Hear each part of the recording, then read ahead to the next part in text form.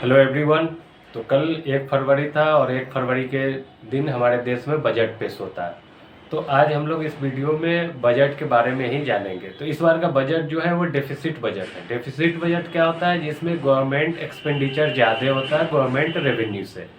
तो इस बार के बजट में जो गवर्नमेंट रेवेन्यू एक्सपेक्ट कर रही है वो 34.96 लाख करोड़ है, एक्सेप्ट लोन, जो कि गवर्नमेंट एक्सपेंडिचर जो है वो 15.65 लाख करोड़ है। और ये जो गवर्नमेंट रेवेन्यू एक्सपेक्ट कर रही है 34.96 लाख करोड़, उसमें से 28.37 लाख करोड़ टैक्स के माध्यम से कलेक्ट किया जाएगा। और जो गैप बच गया 15.65 लाख करोड़ एंड 34.96 लाख करोड़ का जो गैप है, उसमें 14.82 लाख करोड़ मार्केट से लोन लेके गवर्नमेंट इसको गैप को फुलफिल करेगी। और इस बार का जो डेफिसिट बजट है 4.4% ऑफ द जीडीपी डेफिसिट है। अब जो गवर्नमेंट को टैक्स के रूप में कलेक्शन जो होगा वो एक्चुअली इनकम टैक्स से 22% होगा, यूनियन एक्सरसाइज ड्यूटी से 5% होगा, जीएसटी एंड अदर टैक्सेस से गवर्नमेंट को 18% होगा, बोरोइंग एंड लाइबिलिटी से 34% होगा, नॉन टैक्स रिसिप्ट से 9% होगा एंड नॉन डेब्ट कैपिटल रिसिप्ट से 1% होगा, कस्टम से 4% होगा, कॉरपोरेशन से 17% होगा। ये टैक्स में गवर्नमेंट के टैक्स के अंदर जो 28.37 लाख करोड़ वसूला जाएगा, मतलब गवर्नमेंट कलेक्ट करेगी, उसमें ये सारा बाइफर्केशन है कि कहाँ कहाँ से कितना होगा।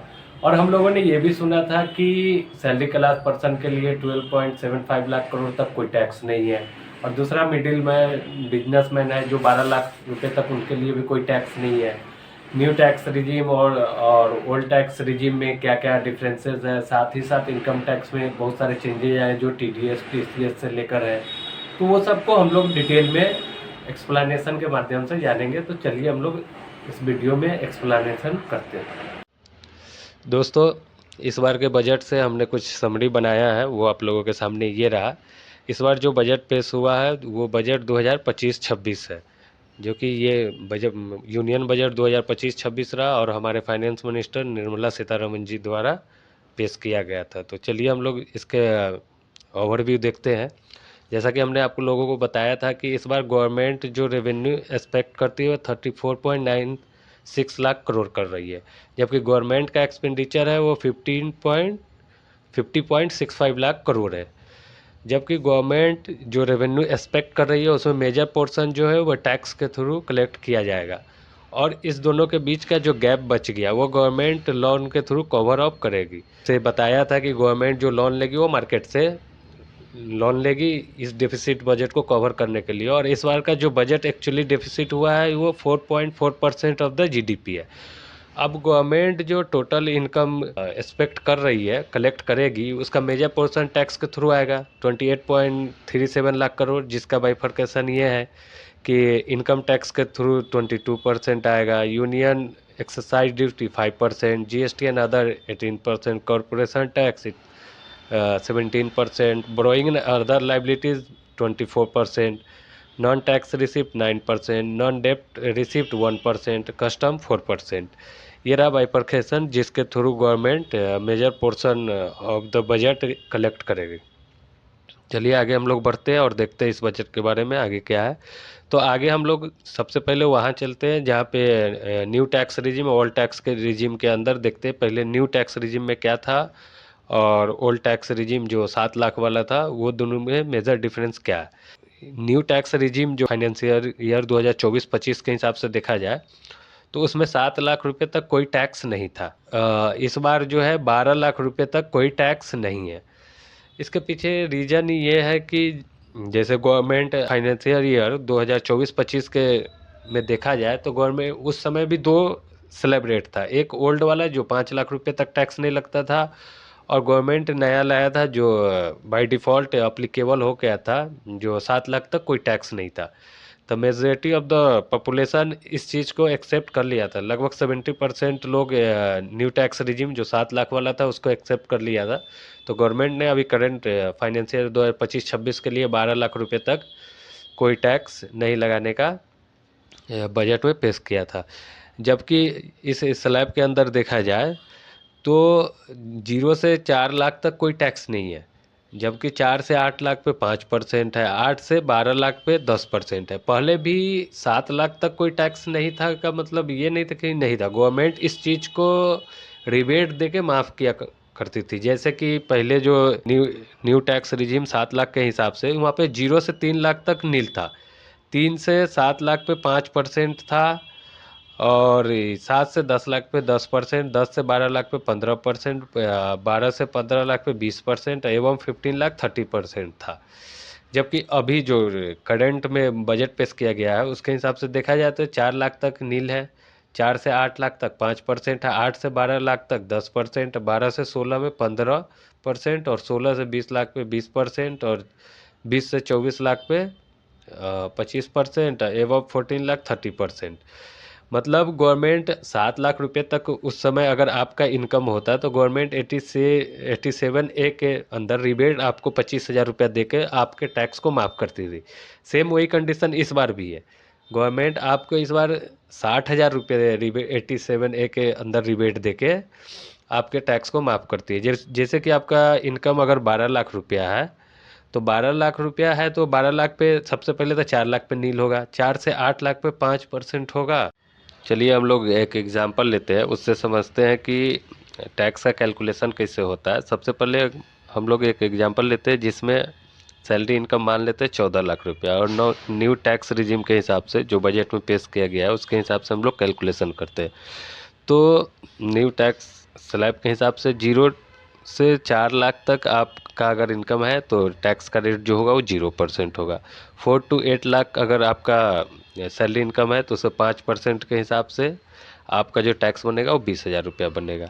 8 से 12 लाख तक है तो 10% के हिसाब से 4 लाख का 10% यानी 40,000 बनेगा। और 12 से 14 लाख रुपया है तो इस पे जो टैक्स का रेट है वो 15% है, यानी 2 लाख रुपया इधर हुआ तो 2 लाख पे 15% 30,000 रुपया हुआ। तो टोटल टैक्स देखा जाए तो 90,000 हुआ। इस पर गवर्नमेंट क्या करती है कि 4% सेस लगाती है, प्लस 4% सेस लगा के आपका फाइनल टैक्स जो आएगा वो गवर्नमेंट आपसे ले लेगी। अब हम लोग आगे ये देखेंगे कि गवर्नमेंट जो टैक्स माफ़ करती है, जैसे अभी हम लोगों ने सुना कि 12 लाख तक कोई टैक्स नहीं है, इससे पहले हम लोगों ने सुना था कि 7 लाख तक कोई टैक्स नहीं, तो एक्चुअली में ये है क्या? गवर्नमेंट जो टैक्स माफ़ करती है एक्चुअल में 0 से 3 लाख तक ही आपको टैक्स नहीं लगेगा, बट उससे आगे जो गवर्नमेंट माफ़ करती है वो एक सेक्शन 87A के तहत, जिसके अंदर रिबेट दे के गवर्नमेंट आपको माफ़ करती है। टैक्स तो लगता है मगर रिबेट मिलता है।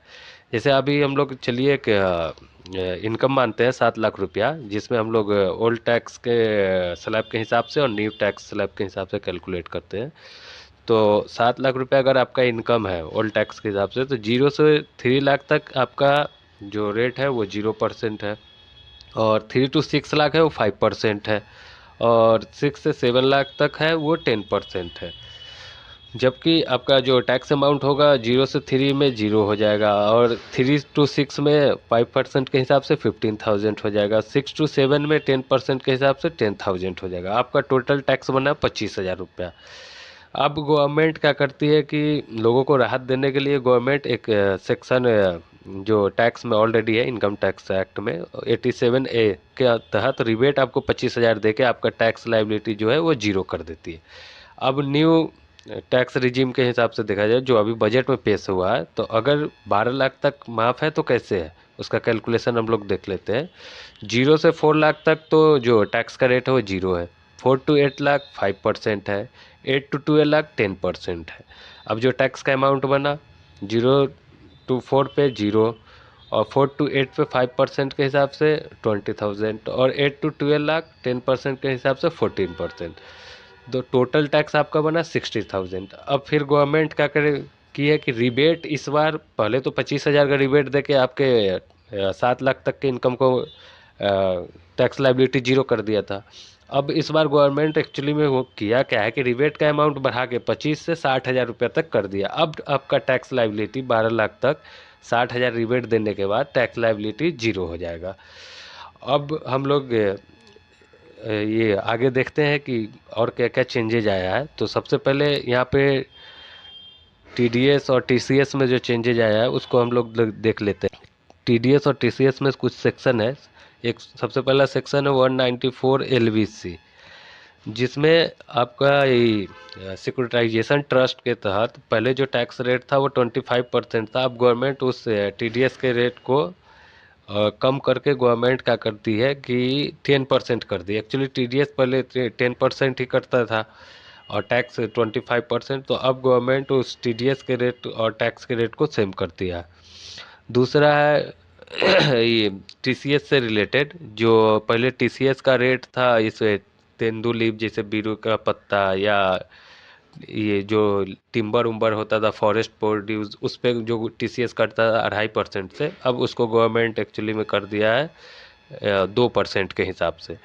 दूसरा है कि एलआरएस स्कीम होता है, एलआरएस स्कीम जिसके तहत आप इंडिया से फॉरेन में पैसा भेजते हैं कि या तो मेडिकल पर्पज के लिए या एजुकेशन पर्पज के लिए। उस पर अगर एजुकेशन पर्पज के लिए भेजते हैं तो पहले 7 लाख तक 0.5% था, अब उसको नील कर दिया गया है। आगे हम लोग देखेंगे कि एक 193 था टीडीएस का सेक्शन, जिसमें गवर्नमेंट जो बेसिक एग्जेम्पशन लिमिट दिए हुआ था कि इस पोर्शन तक टीडीएस नहीं कटेगा, वो पहले 0 था, अब उस बढ़ाकर 10,000 कर दिया गया है। 194A था, जिसके अंदर आपको अगर इंटरेस्ट का इनकम होता है, चाहे वो एफडी पे हो या सेविंग बैंक पे हो, तो उस रिलेटेड गवर्नमेंट ने पहले सीनियर सिटीजन के लिए लिमिट 50,000 रुपया रखा था, अब लिमिट सीनियर सिटीजन के लिए बढ़ के 1 लाख रुपया हो गया। और जो नॉर्मल पर्सन है अदर देन सीनियर सिटीजन, तो उसके लिए लिमिट था 40,000, अब वो लिमिट बढ़ के 40,000 से 50,000 हो गया है। अब दूसरा हम वो लोग देखें 194 डिविडेंड वाला, जिसमें एग्जेम्पशन लिमिट जो था टीडीएस का वो था 5,000, अब उसको बढ़ाकर 10,000 कर दिया गया है। 194K है म्यूचुअल फंड स्पेसिफाइड कंपनी वाला, उसका भी लिमिट बढ़ा के 5 से 10 कर दिया गया है। विनिंग वाला जो 10,000 था वो 10,000 ही है सिंगल ट्रांजेक्शन।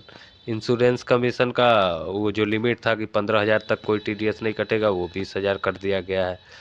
फिर कमीशन है लॉटरी के इनकम पे, उस पर 15,000 था, उसके लिमिट को भी 20,000 कर दिया गया है। 194H में कमीशन होता है ब्रोकरेज पे, उसको जो 15,000 का उसका लिमिट था उसको 20,000 कर दिया गया। 194I जो सबसे बड़ा चेंजेज है रेंट वाला, वो पहले 2,40,000 तक एग्जेम्पशन लिमिट था कि इस अगर इस लिमिट तक आप रेंट का पेमेंट करते हैं तो टीडीएस नहीं कटेगा। अब इस लिमिट को बढ़ाकर 2,40,000 50,000 रुपये पर मंथ, मतलब 6 लाख रुपये तक अब ये लिमिट बढ़कर हो गया है। आगे हम लोग देखेंगे अब और भी क्या क्या चेंजेज है। दूसरा 194J में प्रोफेशनल फीस को लेकर, जैसे आपका प्रोफेशनल है या टेक्निकल फीस है, सबके लिए लिमिट एक स्पेशली 30,000 ईच था, अब उसको बढ़ाकर गवर्नमेंट ने कर दिया 50,000 ईच। इसमें भी लिमिट बढ़ गया, अगर 50,000 से ऊपर अगर आप पेमेंट कर रहे हैं प्रोफेशनल फीस का तो टीडीएस कटेगा। 194LA एक सेक्शन था जिसमें इनहेंस कंपनसेशन मिलता था, जैसे किसी भी प्रॉपर्टी का गवर्नमेंट ने रिक्विजिशन किया, आपको कोर्ट में केस फाइल किया और आपका ये कंपनसेशन का अमाउंट इनहेंस हो गया, तो पहले था 2.5 लाख का लिमिट, वो अब बढ़कर 5 लाख तक हो गया। Remittance under LRS and overseas tour package, एक एलआरएस के अंदर टूर पैकेज का ये भी था, मतलब कि उस पर भी टीसीएस कटता था, उसको भी बढ़ा के पहले 7 लाख तक था, अब उस लिमिट को बढ़ाकर 7 लाख से 10 लाख कर दिया गया।